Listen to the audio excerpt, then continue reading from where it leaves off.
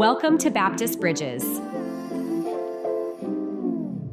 a podcast by the Canadian Baptists of Ontario and Quebec. We will explore a variety of topics that we trust will be meaningful to people and churches around the world. We're glad you're here. Hello, everyone, and welcome to Season 2 of Baptist Bridges. For this first episode, we are thrilled not only to have a special guest, but to have two special hosts. Two of our staff, Ken Fu and Tanya Yuen, will be interviewing a special guest, Christie Thomas, as we come together to kick off this new season. We know you'll find this a powerful time as we learn together. Hi, I'm Tanya Yuen. I'm the Children and Family Ministries Associate, and I'm here with Church Life and Leadership Director Ken Fu, and we're sitting down to have a conversation with Christie Thomas. Christie, why don't you start out by telling us a little bit about who you are and what you do? Sure. Well, we were just saying I have a science degree, but I ended up in children's ministry, and I did that from 2006 to 2018, and then I resigned in 2018 because I really wanted to do more family ministry, and I wanted to go directly to the parents. So I established a ministry called Little Shoots, Deep Roots, where I do family discipleship coaching with families, and now I'm starting to talk back to children's ministry leaders and other ministry leaders about that. I have 3 boys at home whom we're currently homeschooling, and they are 15, 13, and 10. And I don't know, is there anything else we need to know? I think that's good. We'll just keep talking. Sounds good. Well, thank you so much for joining us today. You just were the speaker at the Toronto Children's Ministry Conference. Thank you so much for all that you shared with the children's pastors there. It was great. And we wanted to have this conversation because I've been in my role now for, I think about 12 years. And when I started in this role, part of this role existing was we wanted to not just support our churches in what they're doing, programs they're doing with children and with families, but in all the research we were reading, we found that that what we really wanted to do was help churches see their role in equipping and supporting families as primary spiritual influencers. That's something we say a lot. We have scripture that we quote. So that's kind of been the focus. Tell me a little bit about what you have done in this role, what you've learned and seen in this. So I started doing family ministry when I was in my role as the children's ministry leader because I was the one who was excited about it. I partnered a little bit with the youth leader, but it was mostly me doing it. So I was able to see the results of that over time in my own church. And then the reason I resigned was because I wanted to do more of that. And there just wasn't space for that within my role. And I wasn't able to do both with having 3 little boys. But so I've been doing a lot more of that now. And I've been finding that the parents that are talking to me are saying, we want to do this, but we don't know how. Not that we don't know how, but we don't have time. They tell me a lot of different things. They usually can be categorized under 3 major headings. So some version of I don't have time, or I don't know how to be consistent, or I'm not good at being consistent. Like I can do it once in a while, but I can't do things regularly. So some version of that time variant. And then the next thing that they're telling me is something to do with like how they're feeling their kids are responding. Like they think their kids are not interested, or they're too squirmy, they're too young, they're too old, they're too busy, we talked about busy, but they're too young, they're too old, they're too squirmy, they're whatever variation of that. My kids are fill in the blank, right? My kids are not interested. My kids only want to text them. My kids are rolling around on the floor. My kids only want to go get a bowl of fruit. I mean, that's what one of my kids said once. He walked away from the table while we were doing devotions, and he says, I just need to get a bowl of fruit. I'm like, what? And so those things discourage parents when it seems like their kids are not interested. And the third one is just an internal thing. Like, I don't feel like I'm equipped as a parent. Or maybe parents are also saying, I don't know if I fully believe all these things, so how can I teach them to my children? Because then I feel like a hypocrite. Or, I didn't grow up in a Christian school or a Christian home, so I don't feel like I'm the right person to say these things. Or my husband isn't, this is also a big one, my husband isn't a Christian, or my husband isn't talking about these things and I don't want to step on his toes, so I don't feel like I can do this. I've never heard that from men, but that's probably because the majority of my people who are following me are women. So I don't know if men feel that same way too, but for me, it's moms who are telling me, I don't feel like I can step on my husband's toes, so I probably shouldn't do this. So there's all that kind of like internal equipping and the things, negative things we say about ourselves, and then the external, the time factor, and then our kids who are also the problem. So those are the things that parents are telling me that the reason that they are not doing this, and they don't know how to get past those obstacles. Okay. So let me ask you then, if we, like, I hear this in children's ministry, and it's all over. We talk about, parents are the primary faith influencers, so we've got to just resource them. This is what they need to do. I've sent home stuff when I was a children's pastor. But if that's happening, then why you have such a huge following and ministry? You stepped out of children's ministry to do this. So if churches are doing this, why did you need to start the ministry you do? Like, why are you hearing this? I'm not hearing this like from pastors, that's what they're hearing from families. It's because the answer isn't about resources. So we think, if we just create all the resources, then they're going to be fully equipped. But they're not equipped to use the resources. So we're giving them all these resources. But remember those different things that I said, a time factor. If they don't have time to use the resources, they're not going to use them. Or if they don't feel like they have time to use them, or they can't see a spot in their day where they could use them, they're not going to be able to use them. No matter how amazing your resource is, if they don't feel like they have time to use it, they won't. And if they don't, so that might help. Giving them resources is going to help them feel equipped, maybe. But it's also not going to solve the in-house problem of my kids are not following along. So resources only solves one of those problems out of the 3 or 4 major problems that we're seeing. So there are more of a variety of answers, I think. We can't just have this single-pronged, let's just give them stuff approach. Okay, all right. It's up here that the shift needs to change in parents, and I think in us as well. And we were talking about this a little bit yesterday when we were talking with children's ministry leaders, that the problem is that the lies that we're believing, that it takes time that I don't have, and that I'm not equipped, and that if my kids aren't listening, that means I'm doing something wrong, or that my worth is based on how much my kids sit and listen to me. So all those lies are the things that we need to be addressing before they're going to be able to use these amazing resources that we're giving them. So that's what I primarily talk about in my book and online. We're talking about the thought processes that we need to throw out the door. Now, I don't know if I've really said it that way when I talk online, but I often talk about how we need to help parents approach this as a small thing, as a little habit that goes naturally into your day. And once you get these little habits naturally into your day, then you're going to be able to use the resource at that spot in your day, or it's going to grow and it's going to become something more beautiful over time. So if we can start little, if we can teach our families to think of this not as an all or nothing thing, like you are the primary spiritual leader in your home, so much weight, I have to do all the things. If we can just say, teach them, let's just start with one thing. Start with the one thing that's small, start with one thing that's regular, and then let's let it grow from there. Then that helps with the time problem. That helps with the I don't know enough problem, because we're just starting with one little thing. It helps with the kids not being super interested problem, because you're just starting with something that takes 60 seconds, so you don't really have time to lose their interest in something that's really short. And so encouraging our families to start with something really small is just a small win that opens the door to all these things that we want to see in our families. Okay, I think that's so helpful, and I want to come back to some of that. But what I want to ask now and kind of turn to is, okay, so in children's ministry, I understand that our children's pastors are hearing this from you, they're reading your books, but I'm not convinced that it's just the children's pastor or the youth pastor's job. And Ken, I know I've talked with you about this before. I feel like that our senior pastors, our solo pastors, I feel like they're an important person in this whole role of because what I'm hearing is we need to collaborate with parents. We need to come alongside and equip them, coach them in things that they can do. Ken, what are your thoughts on that? Is it the role of the pastor, and what would that look like?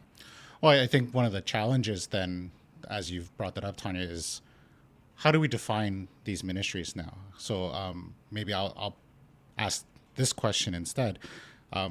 We use the term children's ministries. We use the term intergenerational ministries. We use the term family ministries, next-gen ministries. So we have all these different terminologies. Do they really say the same thing? Are they a philosophy that needs to be adjusted or changed each time? Because I think coming from the vantage point of someone who's in a senior pastor or solo pastor, we see something as a category of ministry that, oh, because that's not my job description, I therefore don't need to get involved in it. So maybe we could parse out a bit, what's the difference between children's ministry, intergenerational, next gen, family? Like, what does that all mean for someone who sits in the office of a solo pastor or a lead pastor? It's a good question. I've only just started hearing next gen recently, but I would say that traditionally you would think of children's pastor as the person who's creating the programming for children. So they're recruiting volunteers and they're doing programs for children in the church or possibly outside the church.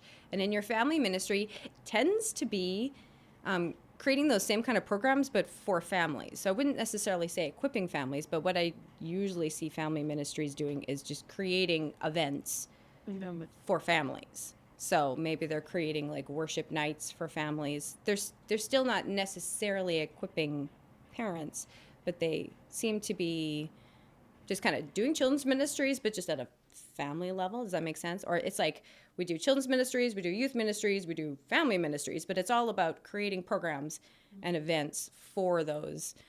I don't know if Next Gen is similar. I would assume it's Next Gen is like for 0 to 18. So it's like the all-encompassing role. Is that what Next Gen means? So it still seems to be focused on the programs in the church targeted at that age range. But if you think about, typically it's the children's ministry leader that takes on this role of family ministry, which is interesting to me because children's ministers usually like to deal with kids, but equipping parents is about talking to adults. So before I could do that, I had to learn how to talk to adults. And who's talking to the adults in the church? Well, it's the senior pastor. Not the children's pastor necessarily. So it is interesting to me that family ministry tends, and this kind of equipping sort of family ministry tends to fall in the children's ministry or the youth ministry, even though their defined role would be to talk to the young people, not to the parents. So I don't know if there's a better way to do that. It probably just has to come from the top. But I don't know if there's I think we're just starting to have these conversations now, right? Like, what is the answer there? I don't know. Maybe you have some ideas. I mean, when I think about it, at the core of what it sounds like really is our solo pastors or lead pastors or senior pastors, what is that discipleship model that we want to see happen in our church? And discipleship meaning just growing people to be more like Christ, and whether or not they are grandparents or whether they're parents, like that family discipleship is the terminology, I guess, that I can see there, that we need to feed into. How are we growing the people that we're responsible for, whatever age category they may find themselves in? And so I think what I grieve sometimes is when I go to children's ministry conferences or youth ministry conferences, and when you're trying to equip youth pastors or children's pastors, oftentimes I look in the room and I say, but there's a missing cohort here, because the senior pastor needs to hear that this is not a isolated, siloed type of work. It is all-encompassing of this idea that we as a church are supposed to make disciples, and it's an all-encompassing discipleship idea that goes with it. And oftentimes we're missing those links between how am I as a lead pastor discipling a husband or a wife, a mother or a father, and how does that then trickle down into the family home where we have family influencers, is the terminology you've just said there. So I think the word that you use there is discipleship, because isn't that what we're trying to do as a church? We talk about outreach and discipleship, but we forget this huge component of discipleship within the home. So we want to be discipling, within small groups, and we want to be reaching out. But do we talk very often about discipling the people that you live with? So maybe if that just became part of the natural conversation. And I don't want to put another monkey on the back of senior pastors, right? I don't want to burden anybody with this. This should be joyful, I think, and just part of the way that we think. So it might just come out in the way that, if you're giving an example of discipleship in a sermon, one of those examples happens to be within the home, because that is a really critical part of discipleship. And I feel like the most important people that I'm discipling right now are my 3 sons. Because if I'm not discipling them well, how can I disciple anybody else well? I don't think I can. But Then whose job is it? What does it mean to equip families to come alongside and support them then? Is it mostly the children's pastor or youth pastor? Is it the senior pastor? And what do the different roles look like? Does the senior pastor have a specific role in this whole area? I think the senior pastor doesn't need to do all the programs. Right? I think if the senior pastor catches a vision for this and knows that this is an important aspect of discipleship and even evangelism, because then if our kids are being discipled well, hopefully they're going to be talking to kids as well. If you have that as part of your vision, then that's going to come out in those vision documents that you're making. And then when you're following up on those vision documents that you're making, you're following up with the people who can actually create the programs or the courses or the small groups that need to happen. So if it comes from the top, the vision comes from the top. But then, sure, it could be the children's ministry leader who actually runs the parent training classes, or the youth ministry leader. But that's just their role within that part of the vision. Like, there's always going to be that, right? Like, as a pastor, you're going to have a vision for outreach. So what's the children's pastor's specific role in that? Well, maybe they're getting the inflatables for the the Canada Day event or something, right? Yeah. Everybody has a specific role within that vision, but then they're all following and pursuing the same vision. So if senior pastors are setting the vision, then this needs to be something that is part of that. I'm wondering if one of the challenges that we have, and maybe you could speak to this, Christie, is we're too caught up in the idea of events and resources. What would it look like for sort of a senior pastor or solo pastor to do something more relational? So case in point, I think of growing up, and when I grew up in the church, when the senior pastor, and I was 8, knew my name, right? Like it was just, oh, this person knows my name. And it's those small relational pieces. And I'm wondering, could you speak into anything about that? Rather than leaning into events or resourcing that way, what are some other relational things or other methodologies they could use? I think our pastor does this really well. The pastor at my church right now, he also has young kids. So I think he's also very aware that the kids are important in our church. But just, I think it's those things that you said, like talking to the kids, saying hi to them, not just shaking the parents' hands, but also saying hi to the children on the way out or in. If you do family visits, not just casting the children off to the side, like I'm here to talk to the important people, right? But I would like to hear from the kids and teens as well. I'm going to tell you a story that I've told Tanya, because I think that the senior pastor has a big role to play in setting the culture of your church and how you treat children and youth. And that will make a big difference. So my husband's uncle was like 70 some years old, and my mother-in-law just told me this story. He had told her a long time ago that he grew up in church, and sometime around when he was 8 or 9 years old, he was being an 8 or 9-year-old boy. He was doing something dumb in church, and a parishioner came up to him and said, "You're going to hell," because of whatever it was that he was doing. And he told my mother-in-law later that it was at that moment that he decided, this is not for me, and he just died a couple weeks ago, an atheist. And so the senior pastor can have a big influence on that kind of culture in your church. I mean, not that you can tell everybody, don't talk to kids like that, right? But if you're hearing that kind of stuff, then okay, we have to go back to the top and we have to envision, what does it look like for every child to be an image bearer of Christ and to be welcomed into God's family? And so those kind of conversations, if they are happening up here, and that kind of stuff is going to trickle down. That kind of attitude, I guess, is going to trickle down. So if you are, as a senior pastor, welcoming the little children by name, then the people in your church are going to see that. Not just the children, but the people around you are going to go, oh, kids are important here. Look at the pastor. He's taking a time, to talk to this kid about their summer holiday. And it's amazing how much influence you have, I think, as a pastor. Maybe you don't want that much influence, but people are looking at you and taking their cues from you. And so if you're taking moments and times in the service even just to do that, or even, when we talk about dismissing the kids, I'm going to dismiss the kids to go downstairs. Somebody told me this on Saturday. Do we dismiss the kids, or do we welcome them? Do we invite them downstairs, usually, into children's ministry? So it's a lot about the language that we use when the adults are around.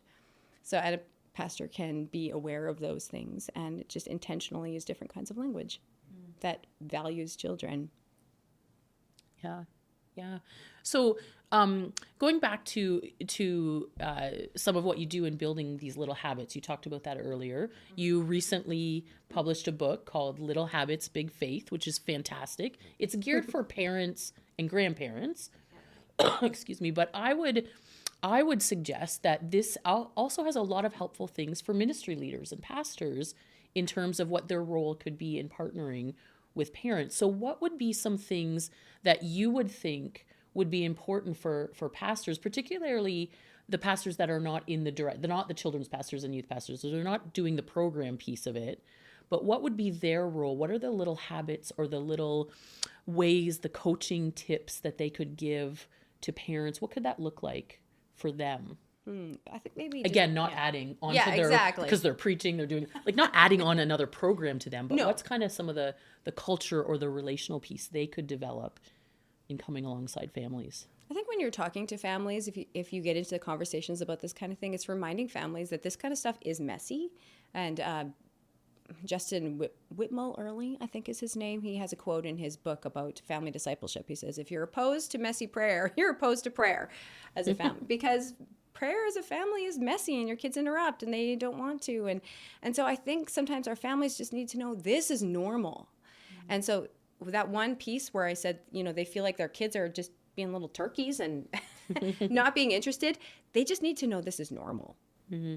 And so if you can share some stories from your own life about things that, funny things that your kids did when they were young and you were trying to do this kind of stuff, maybe that kind of stuff shows up in a sermon if your kids are comfortable with that, or or even just generally reminding them that the parenting is messy and it's okay if your kids are not interested sometimes. Just keep trying. We're just going to keep going with this. So I think that language of just reminding them nobody's perfect. There is no perfect family. Whenever I mention like this ideal that I have in my head of family discipleship, it always looks like a dad with a guitar. I just I don't know why, a dad with a guitar and a mom with the Bible, and the kids are sitting there, like literally in my head, they're sitting there like this, like ingesting your wisdom. For some reason, that's what pops into my head when I think family discipleship. But I know from personal experience that is not the case at all. And I'm sure that's not the case in every family. But if I have that it just pops up in my head, then so do most people probably. We have this vision of what it's supposed to look like. So if we can just make it sound more messy, and more like it's happening in these little things in life, and like it could be done in the car, or it could be done at the dinner table, or it could be done at bedtime, or when you're getting your kids out the door to the school bus, that there are lots of different times in the day to do this. So first of all, that it can be messy. Second of all, that it can happen at any time of day. And third, that it can be little, and that you should start little.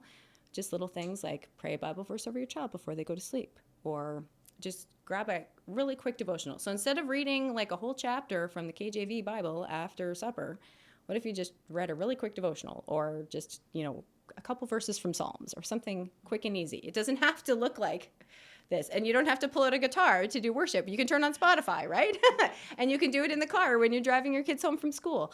There are lots of different ways to do these family things. So what did I say?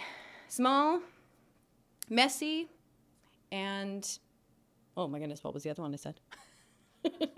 Regular? No, I think I said something else. All different ways that it can happen. And that's right. I like that, because I think one of the things that we really forget is our children they're sinners. You're not raised, they haven't really received Christ. They don't know who Christ is. And so what are you expecting them to be, these super mature Christians that parents aren't necessarily either. And yet somehow we're so afraid to just engage with the messiness of our kids. And, you train missionaries to learn culture. You train missionaries to speak language and understand people and context. And parents, sometimes we forget our kids are just as big disasters as everyone else is out there. And so when we prize this virtuous illusion of grandeur that all these children are angels, I think we've missed the mark on that. And so it's being able to be real and honest with the situation. I love that. I think that's important for that discipleship of kids. Yeah. And what I hear in what you were just saying was like you're sharing all different examples. You're sharing stories of different ways that this can happen. I wonder if that's something too that maybe pastors don't realize. That's actually just a powerful way that they can come alongside parents. And I'm wondering, Ken, like what you're hearing from some of our pastors that you're seeing that they're actually doing some of this. They're sharing stories. Because part of what I wonder is, I wonder if our pastors who either still have kids and teenagers in the home, or if they've had kids who've left the home, but have kind of maybe aren't living the ideal Christian lifestyle or something. I wonder if sometimes the fear is they don't want to say anything or give parenting advice because they feel like they've messed it up or they're not figuring it out. Like, but what are you hearing from pastors, and what are the good stories that you're hearing that pastors are doing? Well, I think with it's not just the idea of having a program or a resource or something. It's the fact that we allow for churches and these pastors to model the faith in the church. That you actually don't always have to dismiss the kids. Right. They can be part of the worship service. Because I know, growing up, when my kids were with me, beside me, and they saw me in tears or raising my hands in worship or just absolute broken in my own convictions, it impressed upon them something, right? It showed them something about faith, about Christian living. So I think those churches that are doing a marvelous job are the ones who are actually somehow welcoming kids into the space, not putting them off to the side. I know in my church context before, we would have some challenges with babies making noise, but they're babies. And I said that day, that's their version of praising God. You use a singing voice, they use tears and cries. What's wrong with that, right? And if we're not going to welcome them into the space, then what are we here for, right? Everywhere else will welcome them, and you've lost them then at that point. So I think those churches that are doing that are doing a really marvelous job and thinking that through.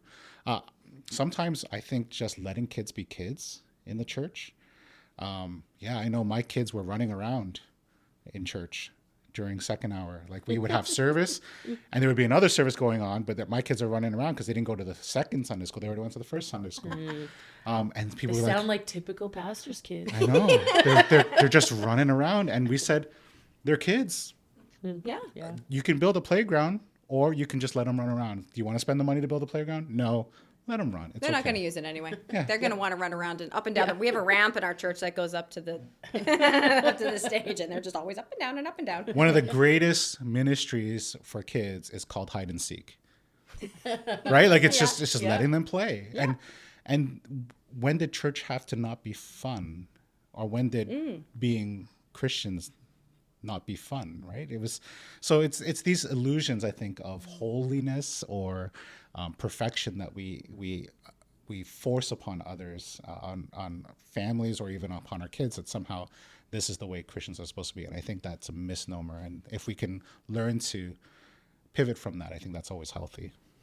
Yeah. We've talked about the Parenting Faith Report that came out from the Evangelical Fellowship of Canada before.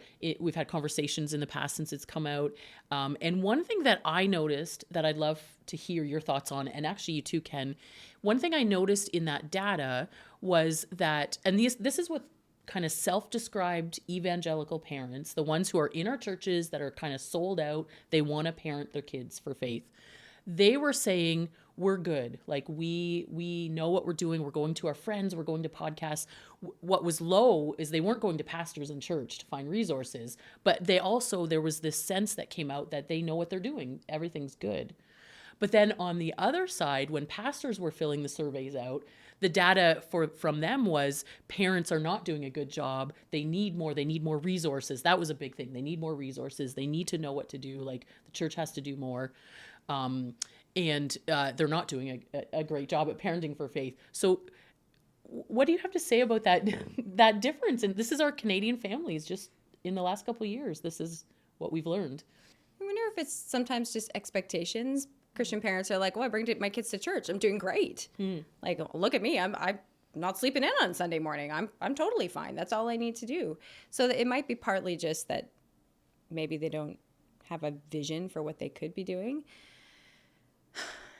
guess that's really kind of a tricky question. Sometimes I guess us as leaders, we might look at parents and say, you're not doing it the way that I should be doing it. So maybe partly the problem is that, as ministry leaders, we need to actually talk to the families and say, what are you doing? And see the little things that they are doing as incredibly valuable.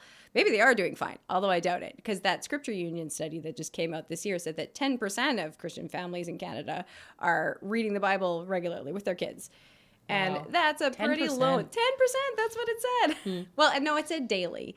So, I mean, depending on your version of daily. Like, I don't read the Bible daily with my kids, but most days a week, right? So as a family, if only 10% of our Christian families are reading the Bible daily, then there is definitely some sort of disconnect happening there. So it's possible parents are they're keeping the bar real low, like so low that it's like if we can get to church even 2 times a month, and I don't know if you've noticed this, but over the last few years, that's definitely become the new norm for your regular church families. They don't come every week anymore. They come like twice a month, and they're like, we're good. Right. We did this. So it's just that maybe they don't know what it looks like to disciple in the home, so they think, we bring our kids to church, we're good. Or maybe they're doing more than we don't, and we just don't know. I don't know. I don't know what the answer is to that, but Yeah, that's good. Ken, what do you think of that data? Like, do you think that lines up with our CBOQ pastors? Like, do you think there's a lot thinking that parents need to do more, or they're not doing enough to disciple their family, their kids, or?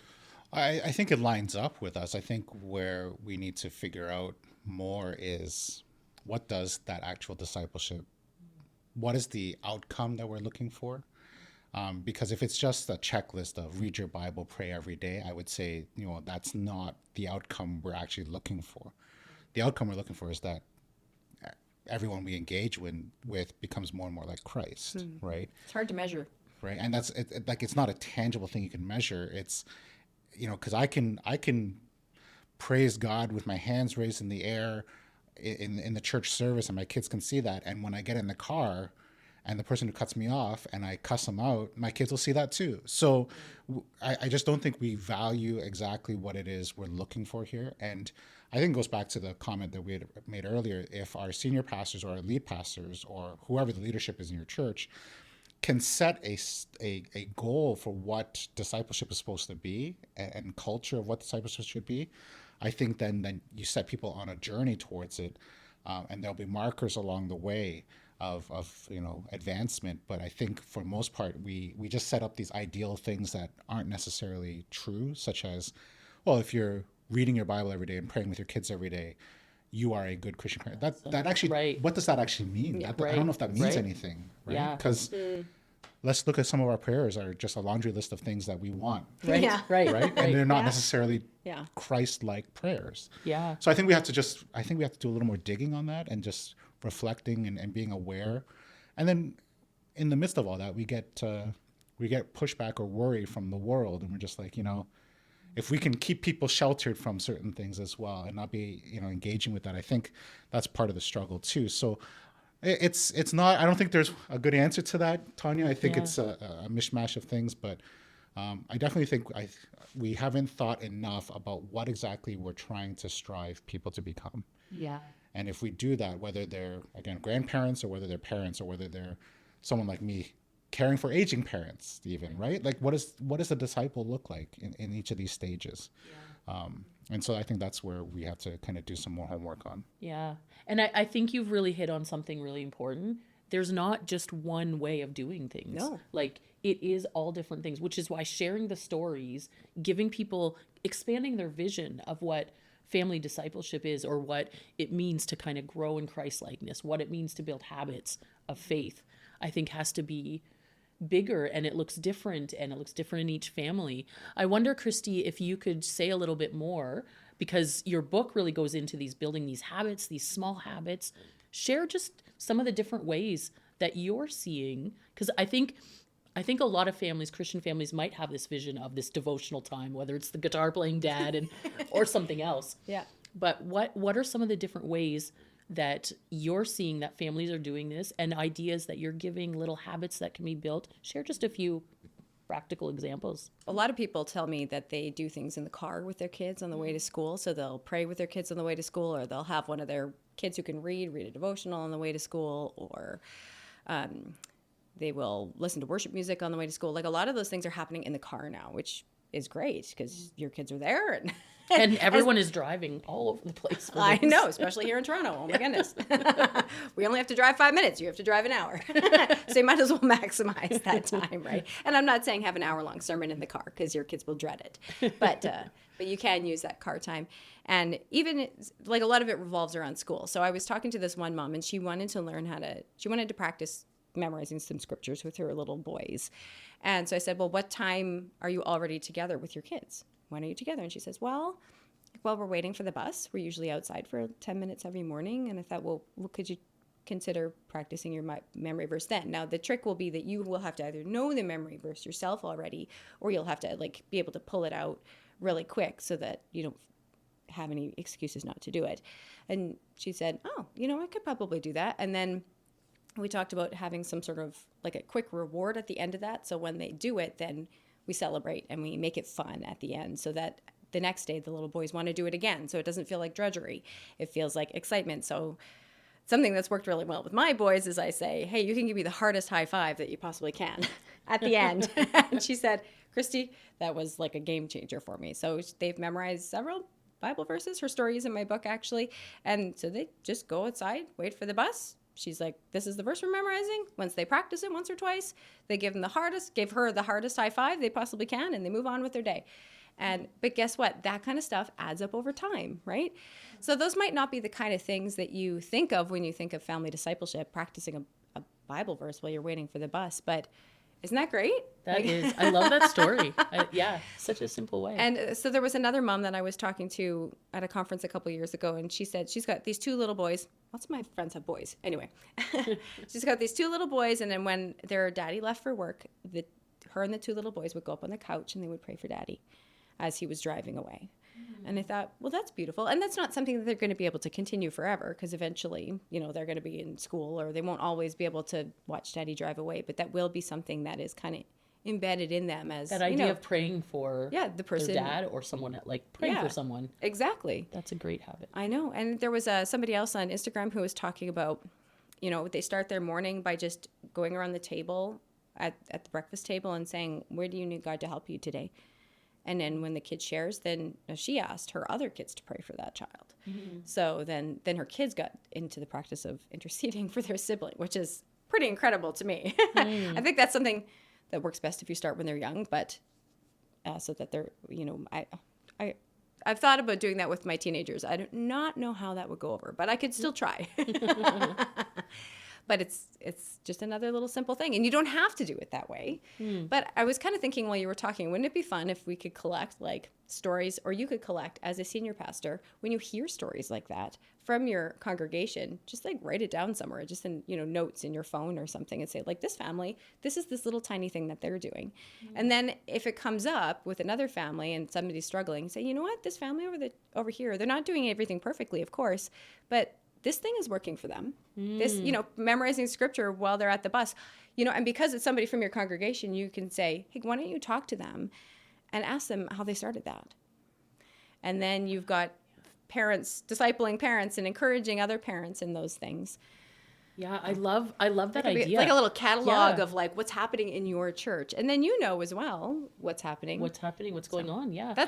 I love that, because I think that, we're not saying that senior pastors need to start including all the illustrations every time they're preaching about families. It doesn't, necessarily happen that way. But what you're saying is that relational piece of the role of a pastor, because they're the ones with the parents, the grown-ups. But sharing those, I know lots of pastors who carry around little books to write down prayer items and things. Like, what a great way to just say, let's do this, and then it can come up. Ken, what do you think of that idea, and how pastors, do you think pastors have a vision to even do that, or would this be something they'd be like, I don't know? No, I think it's worthwhile. Whether or not we have a vision for something is... maybe that's a bigger question as to the equipping of our pastors, but it's the small things. I think we just said everything that you've been sharing, Christie, just these small little things, little adjustments, little times that you can just incorporate things. I don't, these are not heavy handed, like change the entire office of the pastor type role thing. It's just little tweaks that you can make that incorporate thoughts or processes. Like even encouraging families to, I don't know, I've got teenagers now, right? Even just sending a Bible verse over a text message, right? That it's just something, hey, sending to my daughter, I know you're going to an exam, just praying for you. Right? Like just sending a quick text even nowadays. So these are not huge changes, I think, to the office of the pastor or the responsibilities of any pastor. They're just, are we willing to give it a shot? Or it's maybe outside the box, maybe, of what we're used to and accustomed to. But I love that. Let's just hear the stories of our families and being able to just connect another family to another family, or they can become illustrations, but they don't have to be illustrations. Right. Yeah. Just a conversation. Yeah. Or you could ask your parents whose kids are grown up and are Christians, like, can you tell me one little thing that you did in your home that you think made a difference? Like, maybe we were talking to some families yesterday, and this one mom said, oh, you know what, I think it was at the supper table, her daughter pulls out the prayer jar. They have a little jar with popsicle sticks in it, and they each have different prayers on it, and her daughter has kind of grabbed onto that as something that she loves to do, this prayer jar. And what was the other thing that she did in the morning? Anyway, my point is that you could ask the older parents as well, like, what is something that was kind of just unique to your family? So maybe just weird little thing that you guys did that, maybe spoke this like one blessing over your child every day as you dropped them off for school. And then you could share those with other families as well. And then you're right, it doesn't have to be in a sermon, right? But as those conversations are coming up, and if you start having those conversations with people in your church and start asking, what are you doing with your kids? How's your kids' faith doing? When you're writing down prayer requests, how can we pray for your kids too? How are you helping them with that? So even just the language of, when you're talking to the parents, are you asking them about their children? And I think what you'll find with that too is that, again, there's this not one size fits all. And I know for my family, when September comes, for us, it's a whole new ball game. Like when June comes, it's one thing. It's school year is done. There's a transition in the summer. But when September comes, I have no idea how our schedules are going to work. I have no idea anything. And what we find is you just have to find a new rhythm for something. And so what I did last year in discipleship with my kids may not work this coming September. Oh, that's so important. And to be flexible with that and to be open with that and to say, I can pivot. I don't have to do it this one way all the time. And to be able to collaborate and hear all those different stories, to say, maybe this year for us, it's just, we're only going to be able to pray once a week together. And I'm going to take that, and we're going to do a book study on, maybe this time of the year we'll do a book study. And it changes with the age of your kids. It changes with the stage of your kids. So being able to be flexible with that, but hearing all these different ways in which people could do it, I think will be a helpful resource for our churches for sure. Yeah.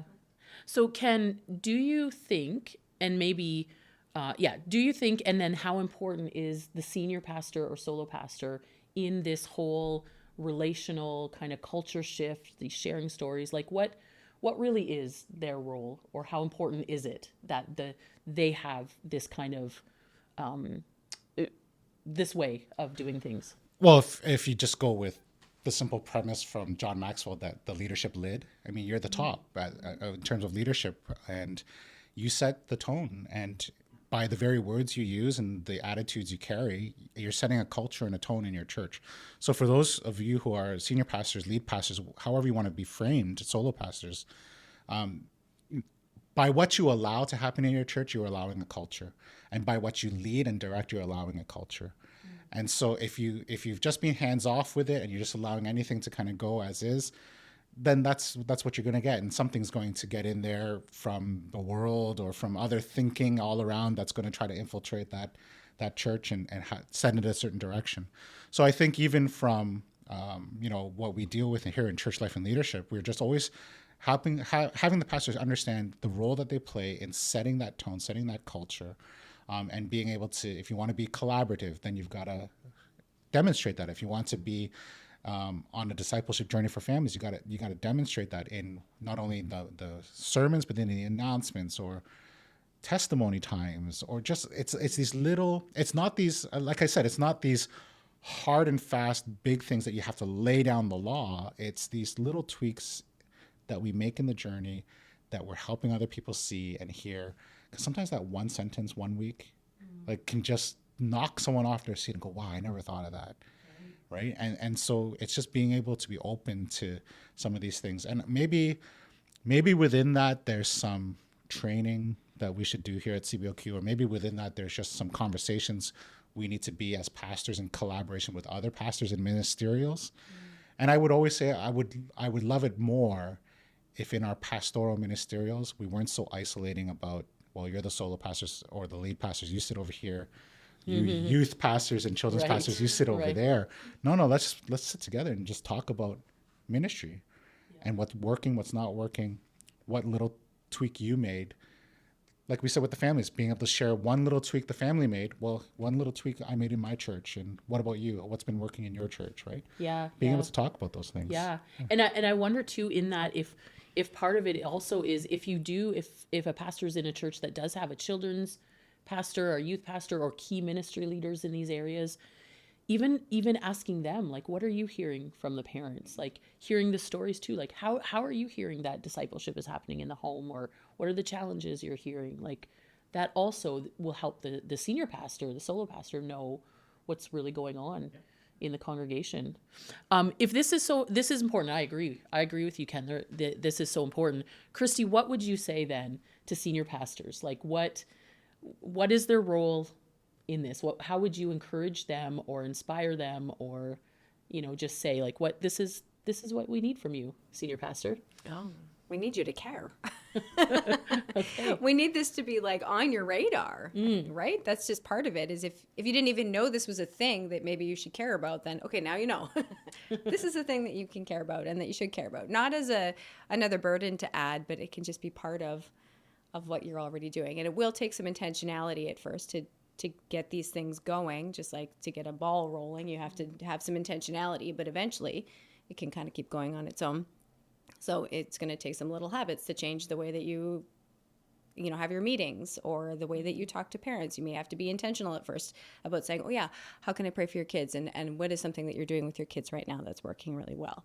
So you'll have to probably put some intentionality into that. But we serve a great big God, and he's not going to just leave us high and dry, right? He's not like, okay, you got to figure this out, pastors. I'm counting on you. Right? We've got the Holy Spirit with us, right? So if this is something that you're like, yes, I do need to do this more, then, you can pray about it, right? We have the Holy Spirit who's going to help us move forward in this, and we're never going to do it perfectly, because just as family discipleship doesn't look perfect, neither does leadership happen perfectly, but we can move forward in faith, trusting that God is going to guide us. So. Yeah. Well, I think I think that your book, Little Habits, Big Faith, is a great book. There's lots of great parenting resources for different seasons, for different areas that people want to grow in. But I think it's really great for parents, grandparents. But I actually would say that this is a book that pastors should pick up and read too, because I think even as a starting place, there's just some really good concepts in that. We're not really talking a lot about your book on this podcast. We're talking about, this whole role of family collaborating with pastors. But I think that it has a lot of helpful starting places. And I wonder from that, like, what are maybe just kind of, as we bring this conversation to a close, what are a couple of maybe tips or just a few of the things that you write in that book that a pastor would really benefit from hearing in coming alongside families, just generally in helping them start to build these little habits, and to see this vision for family discipleship doesn't have to be dad is playing the guitar and we're having an hour-long Bible study kind of thing. Right. Well, you have heard me say these things before, but I would say that you're going to start with something that's really small. So when you're talking to parents, say, okay, let's find a time of day that you're already with your kids, and we can ask God how he wants to redeem that. So maybe if it's when you're brushing your kid's teeth or bathing your toddler, or it could be any time. You be creative. So you can help them figure out what's a time in your day when you are already with your children, and how could we include some sort of little turn our face to Jesus habit into that moment. So, and then how can we make it joyful? Because when you make it joyful, everybody wants to do it. And it becomes a regular habit and routine that sticks with you for years. So where are you already in your day with your kids? How can we incorporate something really tiny? And by really tiny, I mean something that takes 30 to 60 seconds, and it may grow after that, but we're going to start with something that takes 30 to 60 seconds, and then how are we going to make it joyful? So whether we're going to give our kids the hardest high five, or we're going to give them a hug, or we're just going to smile and say, thank you for doing that with me. That really means a lot to me right now. Or we're going to say to our teenager, you know, I really appreciate that you let me do that with you. Like, I know that was awkward. Thank you. Let's, I don't know, I'll text you later. Whatever brings you joy, right? So hopefully that's helpful. Just keep it small, find places that you're already together, and make it joyful. Thank you. I think that's so good. You know, earlier on, you were saying the next gen term was a new one for you. I think the next gen term has come just so that children's ministry and youth ministry can all just be lumped under one, you know, kind of area. But something that we do in CBOQ, and in my role in particular with children and families, is I've always worked collaboratively with the Church Life and Leadership Department. Ken and I have had lots of conversations about how children's ministry, though, can't be done in isolation. Like, that terminology or having that separation of next gen gives the impression that all of this, including the family equipping piece of it, is all kind of in this other silo of children's and youth stuff. But it's not. It's a collaboration among all ministry leaders, among parents, with ministry staff, with each other. This has been so good, this conversation. I think that I could keep talking about this for a long time, but probably we should bring this to a close. Thank you so much, Christie, for joining us today. Thank you for sharing from what you've been working with, and the ways that you've been learning from families, and all that you've been doing and creating to support this whole area of family discipleship. And I'm so glad that we are worked so well together, Ken, and that in CBOQ that we certainly, at least from this office, really are moving towards the best ways that we can help our churches be effective in discipleship of all people and of all ages and of all different family dynamics. And so I look forward to how we can continue to encourage and inspire our pastors, our churches, our congregants, and our parents with what it means to disciple the next generation, to bring that term back. So thank you so much.